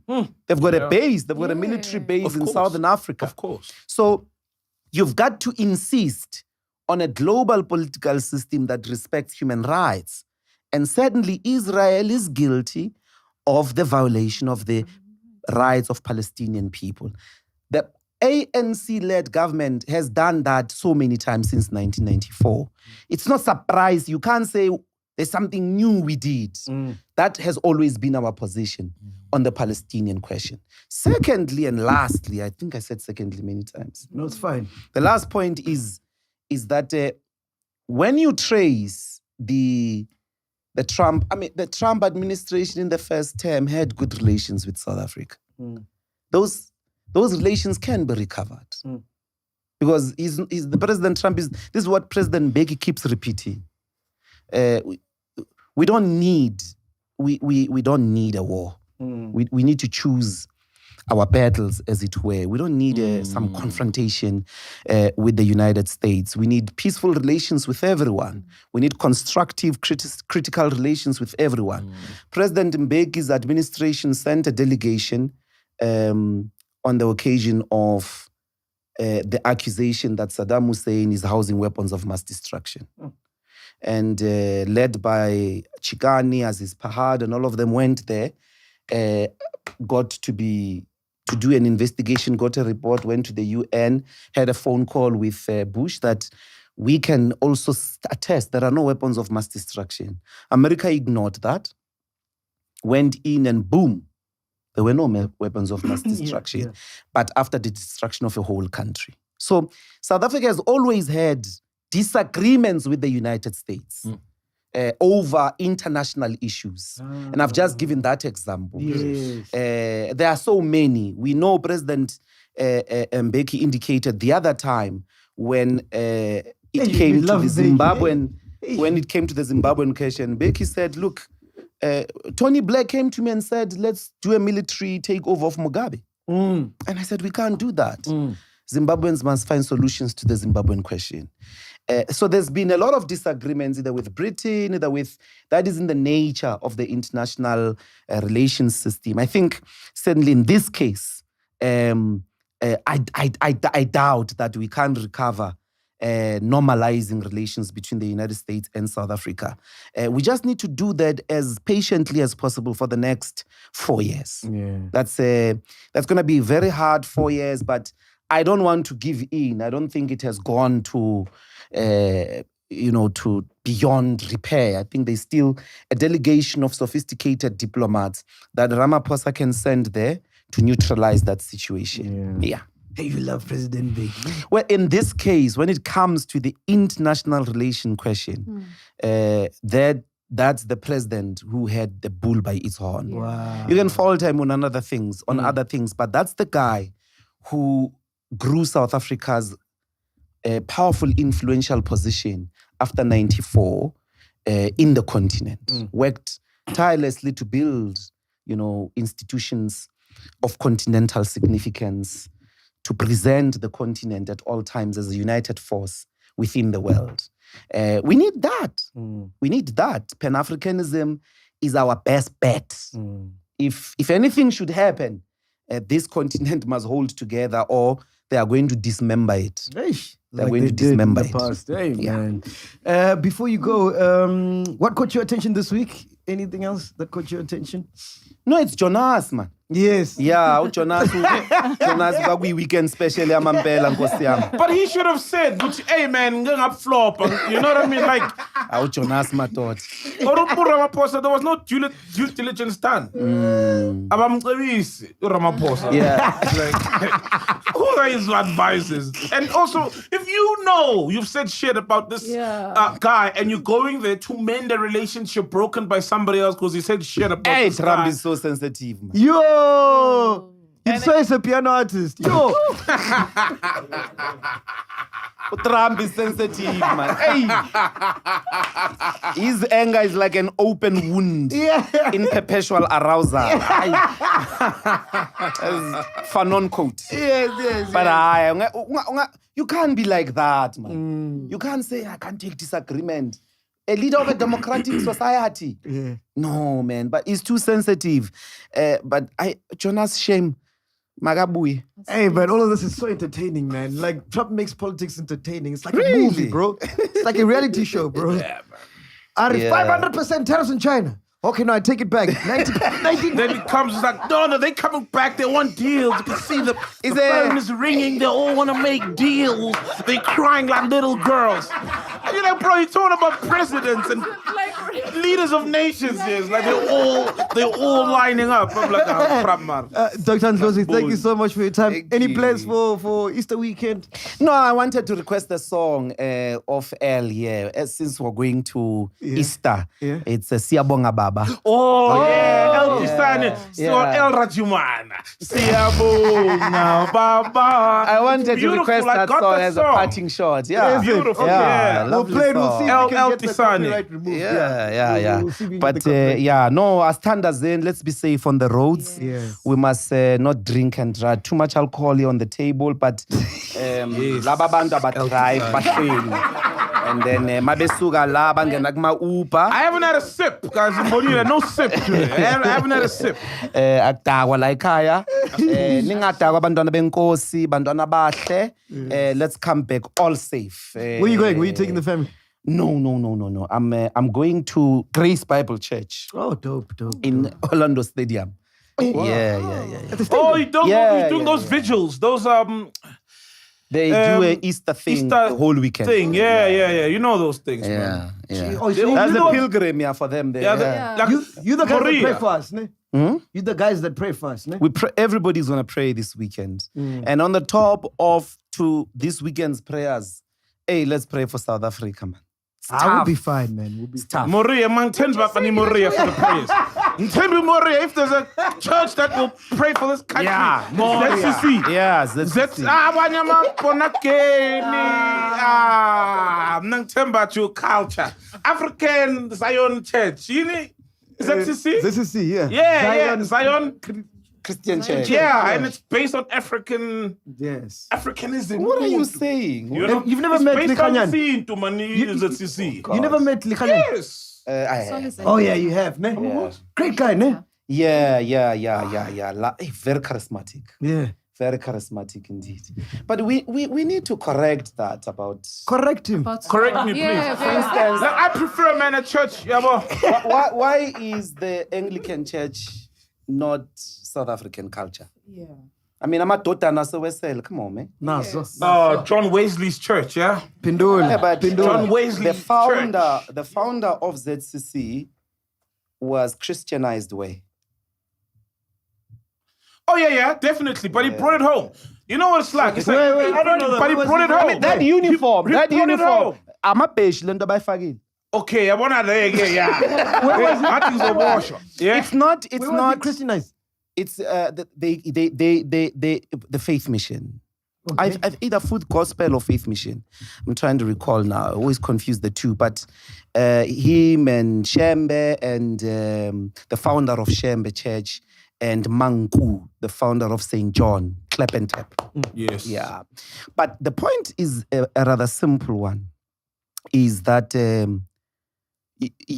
ZCC is as a local articulation of the Christian faith as, for instance, St. John, as the Methodist Church. And the Methodist Church has a brilliant history.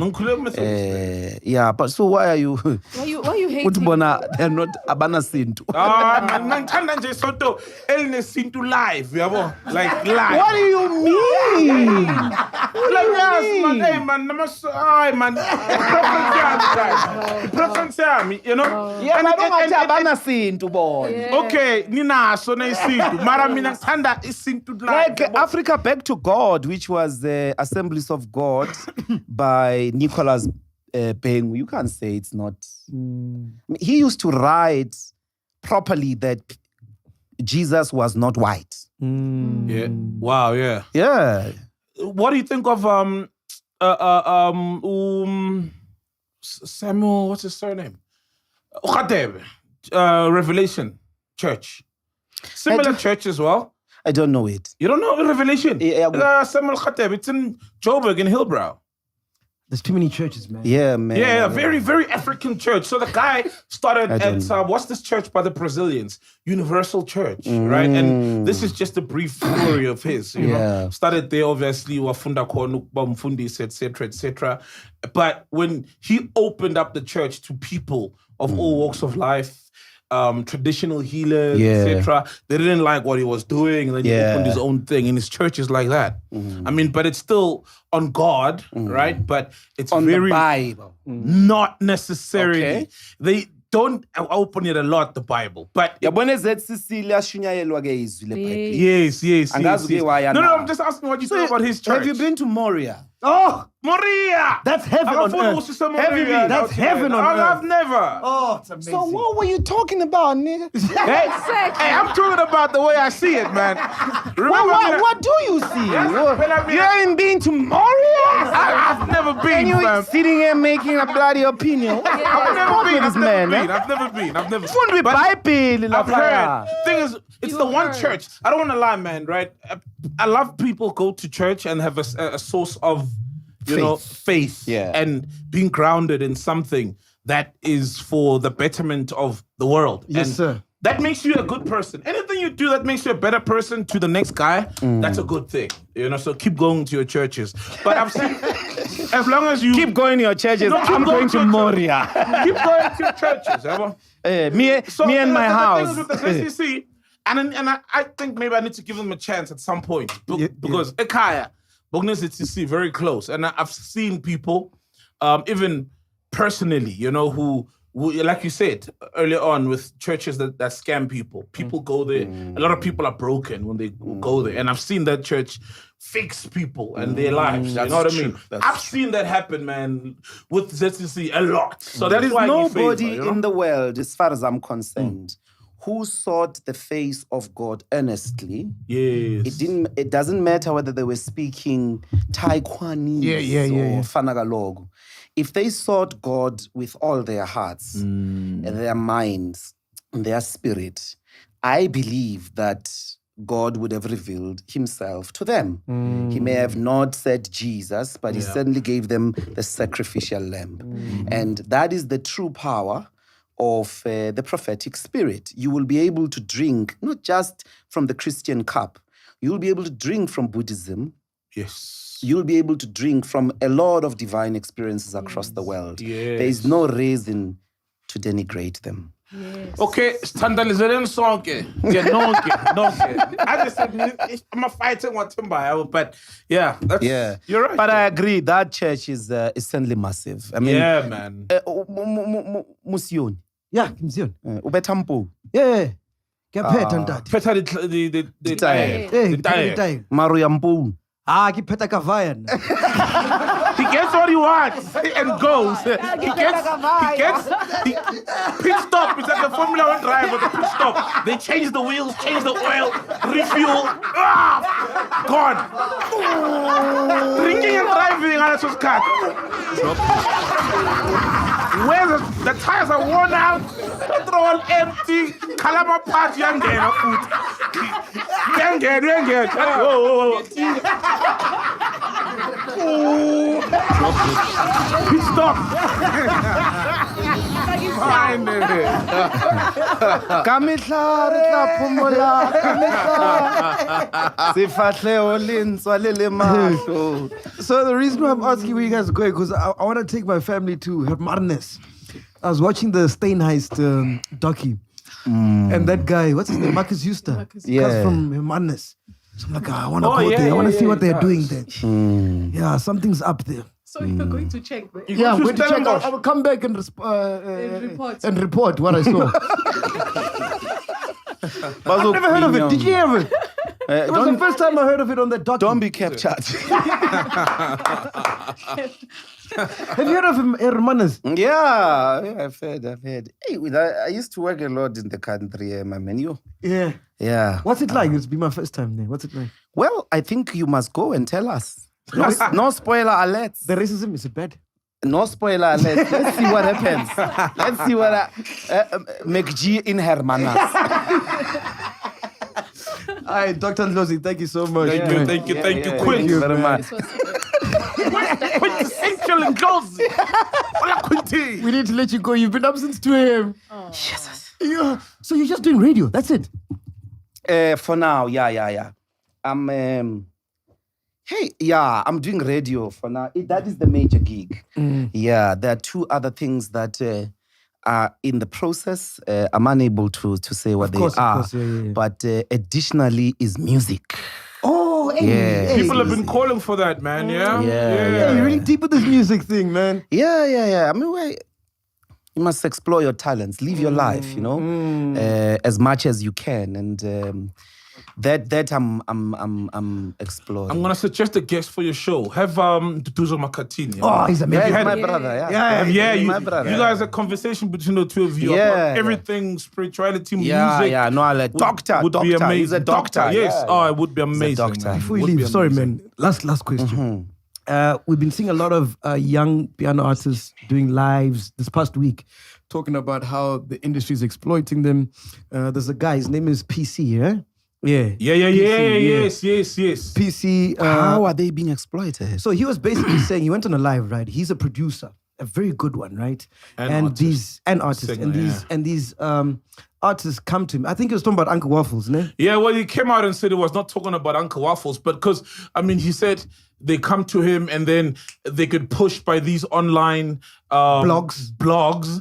I mean, to me, it sounded like Waffles because Creative Corner, Waffles, and I mean, Waffles, some of Uncle Waffles' biggest songs have him. Yes. Which one? Ba-da-ba-ba-ba-ba. And Yabba. Yes, these PC songs. Oh, so good. Yeah, but it sounded like it's talking about Waffles. Go on. Basically, he was saying that these big artists, right? So he's not as big as, let's just say, for example, an Uncle Waffles, right?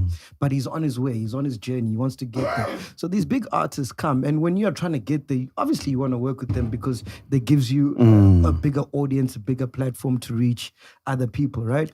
But then these people just come, take the music, then they start touring with your song overseas, make money, and then, you know, every song has a lifespan, right? And then when the lifespan is done, they come back to you again wanting another hit song. It's like, why are you exploiting us? You But that's not exploitation. Okay. In what way? I mean, producers do that. The prospects of a single song are not known. They are not known. And that's the thing with music today. In the past, the sale of cassettes or CDs guaranteed income for producers. Yeah. You know what I mean? Because on the sale of an album, there's a cut or a single song, whatever. At the moment, nobody's making money from the sales on streams, from the sales, very little to insignificant. There's nobody making, there's nobody. Like the YouTube story we're talking about. Yeah, So much. Waffles goes and gigs. Yes. The performance is what's making the money. So by the time you get to a situation where at the production, for me to give you a song, you charge. So he should just negotiate the production fee. Must charge. But you can't say you are being exploited. You must charge. That's not the relationship of exploitation. And yeah, you're right, because why is it only after the song is big? Hey, because as Waffles, you don't know whether the song I just got will be big or not. Will it give me, because people are asking for Waffles, but they're also asking for, at that instance, there's this big song, which is a Waffle song. Yes. And the propensity of a Waffle song being big is big because of Waffles. So there's too much going on there. At the production level, you get a cut for the production. Yeah. Maybe from time to time, you can say, when the song has 1 million streams, I get this. When it goes to 2 million streams, I get this. When it goes to 10 million streams, you can negotiate a contract of that nature. Or you can say, most people do that. Take my cut and leave. You get what I mean? So there's no, I say, shame, imagine Waffles exploiting Bro, me. you're right, man. It goes back to what we were saying in the beginning. She's built a brand. Yeah, I mean. It's worth something. You can't devalue it just because you gave from her Tanzania, ne? No. Waffles, Swaziland. Swaziland. No, in that underground thing of Tulani. You know Tanzania. You know Tanzania? I know Tanzania. Very, like, it's a brilliant story, I mean, of proper underground, you know? Not just underground, but the underclass. So you won't rate someone less even if they didn't contribute in any of the production? Most artists don't. Dude, like the talent when it comes to music today is in putting up a show. There's a show I can't recall where they got composers to come sing the songs that they wrote for big artists. You would discover, someone like Rihanna doesn't really write most of her music. No. But it's historic. That's why Quincy Jones is big. You get what I mean? He's a producer. You know that Quincy was behind the reshaping of Michael Jackson's coming back into the scene. But I'm saying that the music industry and the production relations at the time were different. Today, nobody makes money out of having a song on iTunes, having a song on Spotify and all of that. It's now really just about gigging. So what? And then it becomes really, in the final analysis, an artist. So what space and music are you gonna be in? Kwicho. What's that? Oh yeah. Moya wa moya vu. Hey, moya wa mi. I said Kwicho. Atande. That's gospel. Na na na na na. Atande. Acapella Kwicho songs. Yeah. Yo, moya wa mi. The swing. It is It is The swing. Kwicho, moya wa mi. You know, do you have Sure. TikTok? No, I don't. Search Kwicho on TikTok. Kwicho. Those songs. Yeah. It's massive. It's normally a clap and Yeah, tap vibes, yeah. but for young people. Kwicho is a proper local, maybe folk is maybe stretching it to say. It's a folk music type of sound. But in the main, with Lengoma Zama comrades, busy Kwicho. Yeah. But they don't have to sing about struggle only or political themes. They can style. They're also those wedding songs. Yes. You understand? And churchy ones. And then there are the ones that are spiritual hymns. So are you singing in those? Some of them. I mean, you Or know. your Uncle Waffle is singing? I'm doing the other one who's crying to be exploited. No, he sings, man. You know who sings, man. You know. But I'll jazz as well as gospel. Yeah. Beautiful, Yes, bro. man. Yeah. Well, I mean, you know, Mtukudzi sound, Ringo sound. man. Bro, We can do It productions. seems like you've taken that. off the shackles, bro. No, but I was involved when I was still in the EFF. EFF had 5 albums. Yeah, I remember. Yeah, I was involved in the production. So what's the masters of that? The organization. Yeah, not us. The organization. Who holds the keys to the song? You know songs have keys. Yes. Who holds the keys? Who's the key holder? Who owns the master key? No, it's easy to register those things now. Like Yes, several. So the and all DSPs these have made guys. that type of ownership of music for individuals much easier. Yeah. Universal and all those people can't quite have the same control they used to. Yeah. But Tango. Dr. Ndloti, thank you so much, man. Peace, man. Ingo I'm Maya. actually going much. to a listening session. Yes. Can we play it with the song? What's the song once again? L Tisani. Siyabonga baba. Yes, Let me sir. bring you the late IFP leader. Remember, he's got a Oh, video. yes, Siyabonga, Baba. Yeah. But you'll hear the better version. Guys, make sure you support by subscribing, liking, sharing, and don't forget to comment. Kezo.